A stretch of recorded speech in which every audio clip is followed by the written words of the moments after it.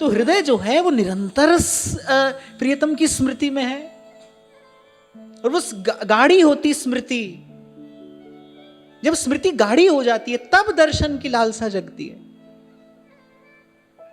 अभी हमारी दशा कैसी है ना, थोड़ी देर के लिए स्मरण हुआ फिर नहीं हुआ, नहीं, हमारी दशा तो थोड़ी देर के लिए स्मरण हुआ फिर बहुत देर के लिए नहीं हुआ, फिर क्षण दो क्षण के लिए याद आई, और फिर वही संसार की उलझन, फिर वही द्वंद्व, फिर वही विचार, फिर वही व्यवहार।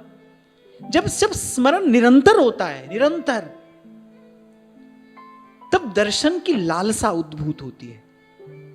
जैसे जब दूध को जमा दिया जाता है तो दही हो जाता है। दही हो गया माने अब उसमें स्थिरता आ गई, अब उसमें गंभीरता आ गई। सीधे दूध से माखन नहीं निकाला जा सकता है। दही भी दूध से ही बना है, पर सीधे दूध से आप माखन नहीं निकाल सकते हैं। माखन के लिए जिसका भोग प्रभु को लगेगा, प्रभु को कौन खींच कर लाता है? गोपियों के घर का माखन चोर को बुला लेता है, खींचे चले आते हैं प्रभु, एक एक घर में जाकर माखन चुरा रहे हैं, माखन का भोग लगा रहे हैं। ये बड़ी बड़ी सुंदर बात है, बड़ी विचारणीय बात है। दूध के चोर नहीं है, छाछ के चोर नहीं है, रे माखन चोर हैं।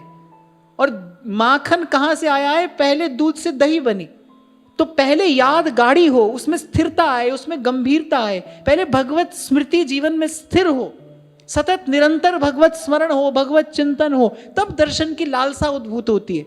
जो दर्शन की लालसा है ना, वो माखन है।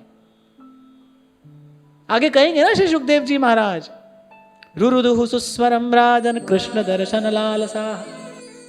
जब लालसा हो गई गोपियों के हृदय में भरपूर, तब श्री कृष्ण आए। कन्हैया कब आएंगे? कन्हैया तो लालसा रूपी माखन का भोग लगाने के लिए आएंगे। वो लालसा रूपी माखन बनेगा कैसे? पहले उसके लिए निरंतर स्मरण रूपी दही चाहिए। तो जो आपका मेरा हृदय है ना, इसीलिए इसको उपासना के संस्कार से सुसंस्कृत करने की आवश्यकता है। गुरुजनों की, आचार्यों की कृपा से पहले हृदय को उपासना के संस्कार से सुसंस्कृत किया जाता है। दूध को पहले सुसंस्कृत किया जाता है, पहले दूध को औटाया जाता है। अच्छा, सीधे ही कच्चे दूध में भी जमावन नहीं लगाया जा सकता, एक प्रक्रिया है ना। पहले दूध को औटाया जाएगा, फिर औटा कर फिर उसमें जमावन दिया जाएगा, फिर थोड़ा धीरज रखना पड़ेगा, फिर दही को बिलोया जाएगा, फिर जाकर कभी माखन हाथ में आएगा।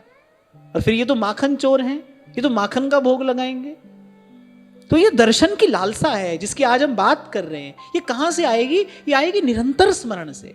जब तक स्मरण निरंतर नहीं होगा, इसलिए गोस्वामी जी कह रहे हैं, अब प्रभु कृपा करहु इहि भांति, सब तज भजन करो दिन राति।